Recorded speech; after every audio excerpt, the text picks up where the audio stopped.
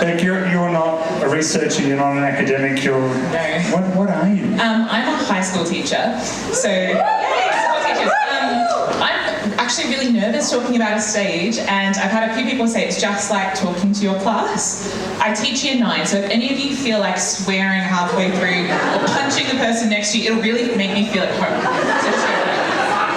So, thank you. You've worded them up. I'll give you the clicker. You might as well take it away. Big round of applause for Beck. Thank you. Okay, hi guys. I'm talking about feminism and fairy tales, and Jack was just talking to me at the back about how did you get into this? And I wasn't really going to include it, but to be honest, when I was at uni, I thought feminism is shit. Women already have equality. What are we doing? And then, obviously, I learned about it a bit more, and I realised that is not the case. And I got really, really into it because I was very, very angry. So here we go. I would like to start this talk by pointing out the fact that because I'm talking about old school fairy tales, we're talking 1800s, there are some very old-fashioned, very traditional gender roles that obviously don't apply anymore. And the tales I'll be talking about are Eurocentric, so we're talking French, German. This is not to exclude any other type of tale, but it's just what I've looked at in my research, so that's what I'm focusing on, so heads up. Speaking of our outdated gender stereotypes, let's have a look. When we talk about our fairy tales, all our women are presented in a very specific way. They are beautiful. They're not just beautiful, they are so beautiful, it's just like otherworldly. Maybe it's magic, maybe it's Maybelline, we don't know. They are kind to the point of selflessness. They're absolute martyrs, every single one of them, unless you're a stepmother, in which case you deserve to die. They are passive entirely. They are not proactive in any way. None of these women you see will make any choices for themselves, or at least we're told. I'm hoping you'll disagree with that by the end of this. They're truthful, obedient, and they are objects, which means we can do whatever we like to them, and we can totally ignore them because it's just like having a microphone stand in the room. They don't have an opinion, they don't care. This is the women in our tales. The men, on the other hand, they are brave and they are heroic. They act in a proactive manner, they're adventurous, they're able to leave their homes, they're able to find a new future if they want. And they are totally in control of that future. They don't have to rely on anyone else. So we've got our two total opposites. Now, these are my favourites. I know they get a lot of shit, I know, and some of it is really well deserved, but particularly, I'm going to try and use the Beauty and the Beast, big gold dress, big library, what is not to love? So, the thing is though, these are for children. So I can kind of see, I'm in my early 30s, is anyone else going to admit to just loving Disney movies? Okay, good. But a lot of people will give you crap for this, and like my teenagers at school, they give me crap for this all the time. I try and show them Frozen, they hate it, anyway. They're meant to be for children, right? But that is not always the way it went with fairy tales. Originally they're for adults. This is not PG content at all. And when we look at Disney, we do get a lot of criticism, but it's how now our children learn. They look at this in order to understand how people relate to each other. They look at this in order to understand behaviour, what happens when you act like a good person, what happens when you act like a bad person, what happens when you're upset with someone or if someone hates you. So we use them as a mirror in order to hold up and understand the world. They are the truth tellers in our community, as all literature is, no matter what form it comes in. But as I said, a lot of criticism, particularly in the 1970s when we have second wave feminism. A lot of the fairy tales that these movies are based on, they wanted to be rewritten. We need to make them more feminist. And the way we're going to do that is we are going to give them some weapons. So I'm going to come back to that in a sec, but we have some key questions here. I'm going to be asking you, and hopefully you'll agree with my answers here, is there such a thing as feminist fairy tales? I think yes, for sure. If so, when did these tales start? Have they always existed? And what does a tale need in order to be considered a feminist tale? So we have some key players here. This guy, with our beautiful, long, luxurious hair, He is a French aristocrat from the 1700s. His name is Charles Perrault. So his name may not be familiar, but he's actually credited in the animated version of Cinderella. He wrote that tale among many, many others.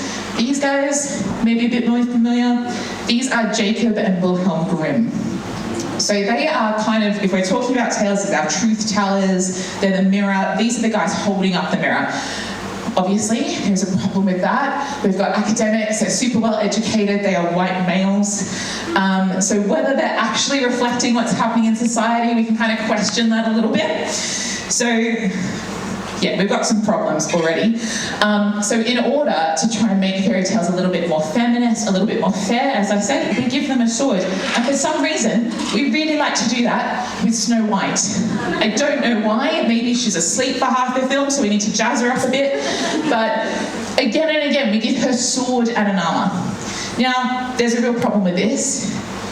That isn't actually making her any more feminine. And it's not really making her more powerful.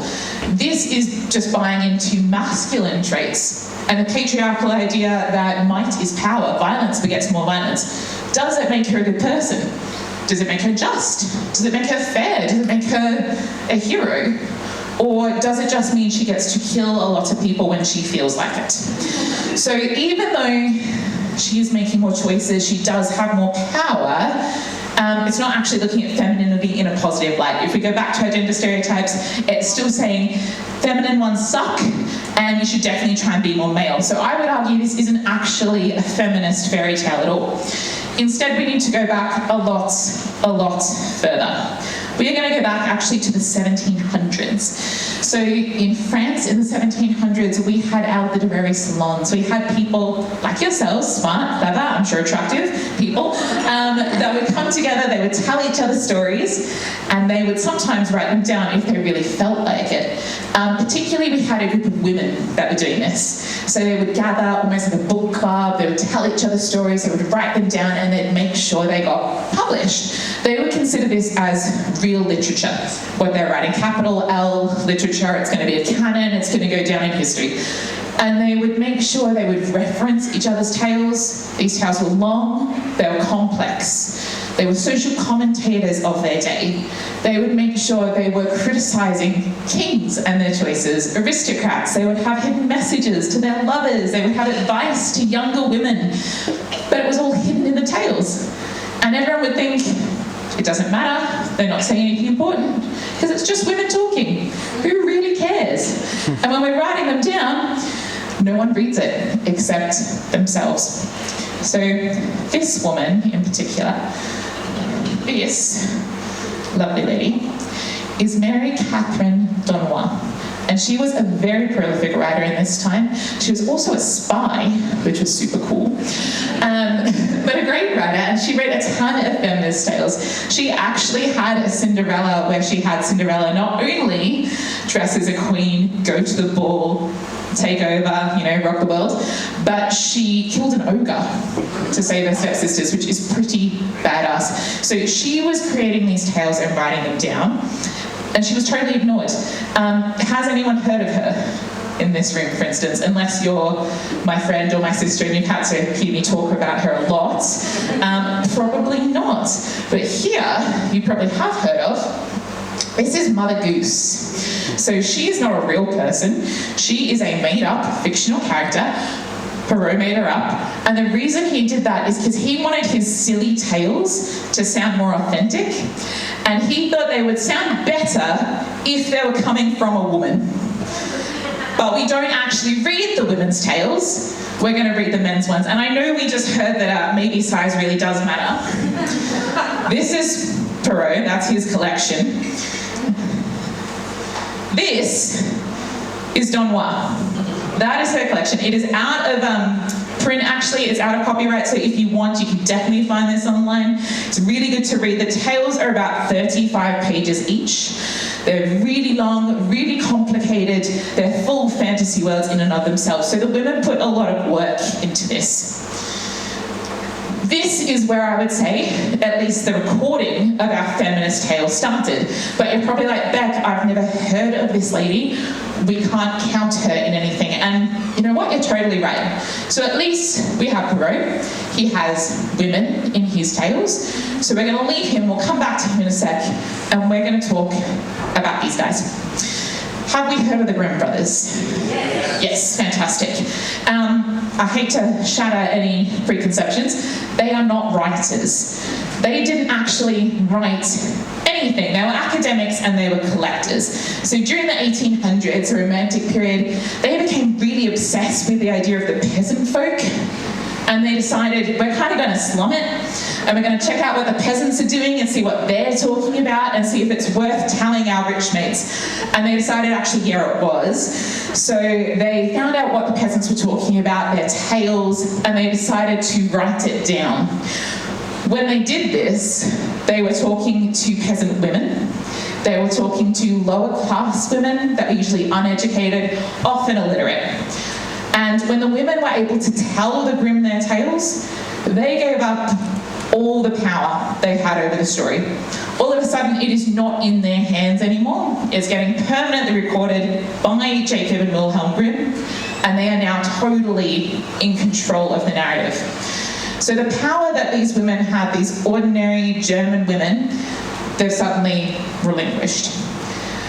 What the Grimms actually did is they tried to capture this thing called the oral tradition, which is how most fairy tales are passed around. Now, this sounds really difficult because you've got to remember every tale off the top of your head, but actually, it gives you a lot of freedom, because if you have a friend that's struggling in a certain situation and she will not ever, ever, ever listen to your advice, we all have that friend, you can tell her a tale you already know, and you can just alter it a little bit to fit the circumstances. And because it's not written down, and because she can't read, she's not going to know if that's the original or not. And then you use the tale as a vehicle for advice. So when the Grimms were writing down these tales, rather than trying to spread them around and trying to really show the authentic folk like they wanted to, they instead captured and then stifled and then kind of killed the oral tradition.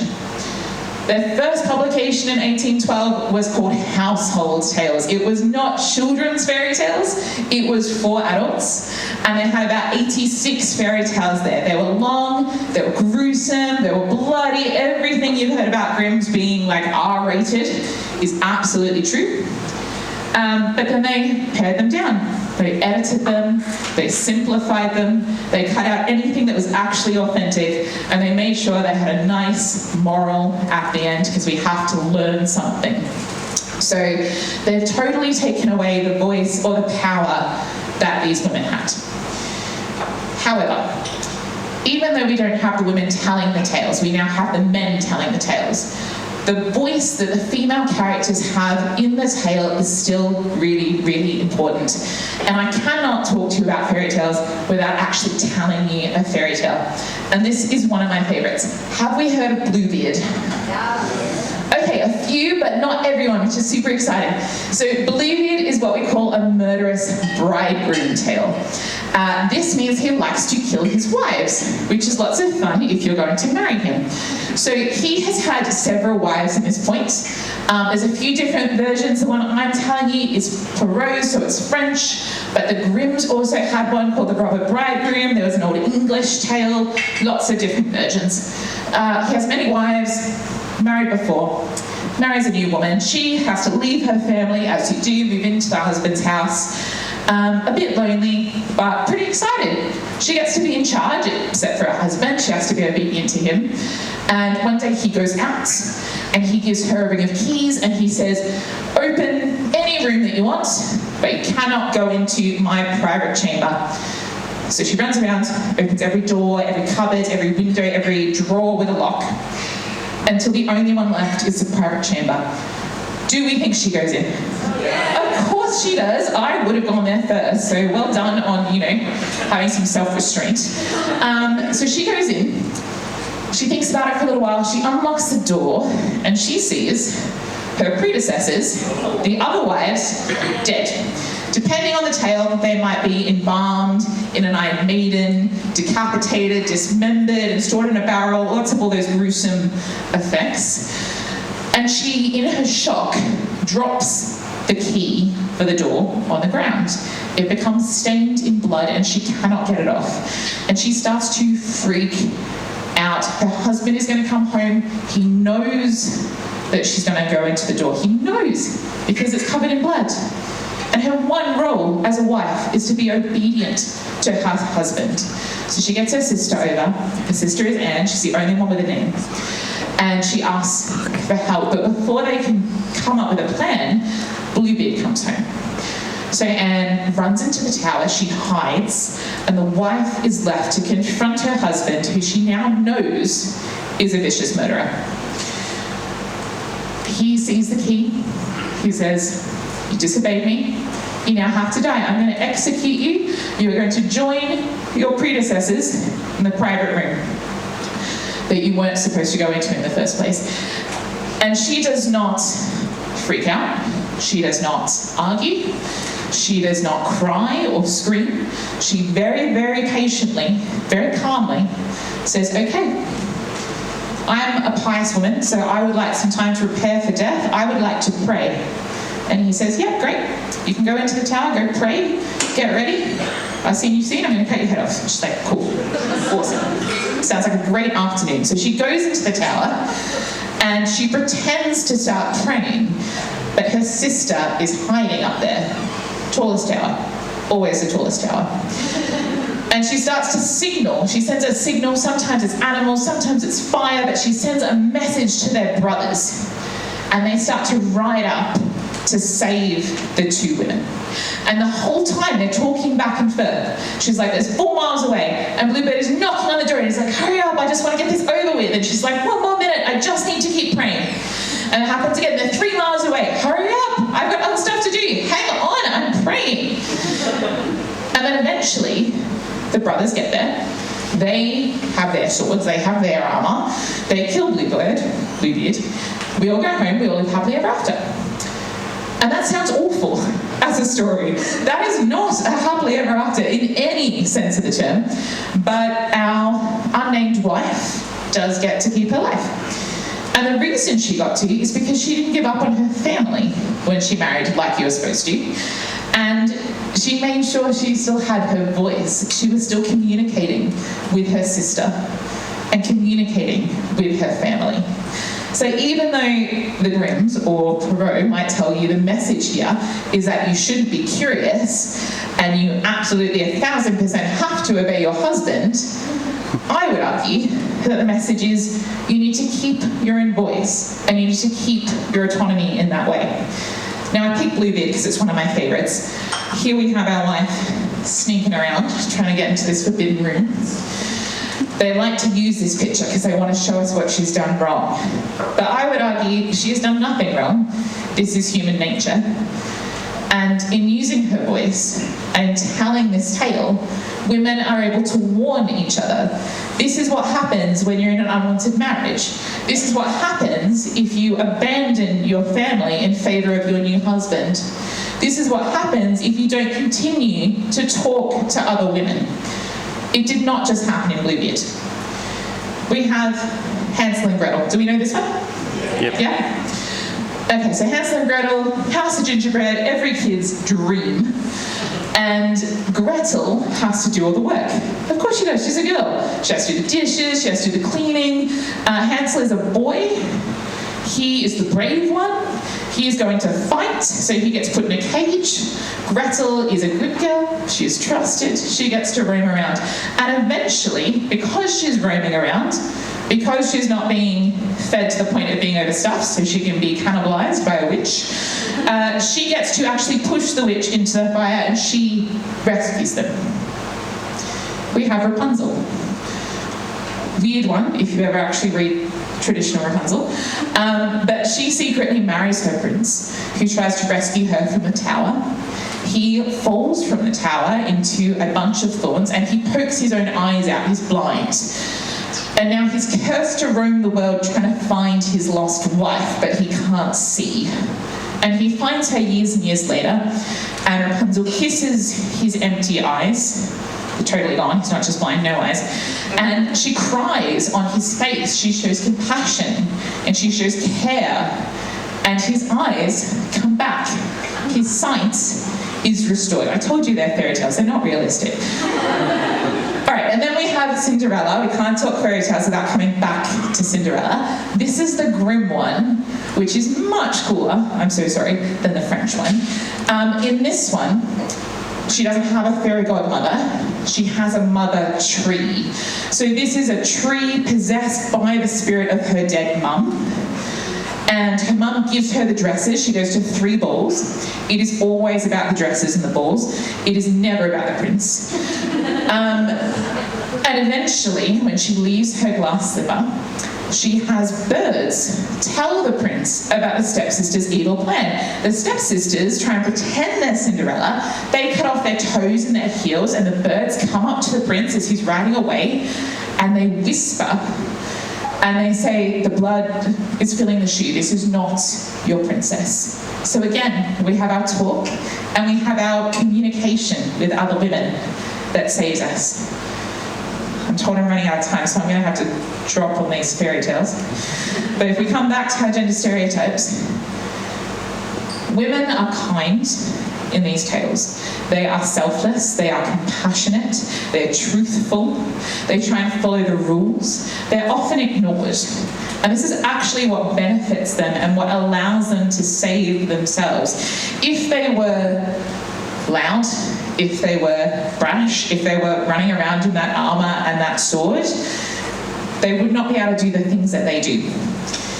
So what I would argue is, even though some of these tales seem like they would not be feminist, if you look at them very carefully, they actually show us how important relationships are between women and how important it is to keep your voice. If we keep our voice and we tell the truth, then we can expose tyranny and lies, and we can get not our happy ending, but social justice. So please remember that tales themselves and stories themselves, telling the truth, is actually a weapon for the weaponless. You do not need your sword, you only need your voice. Thank you.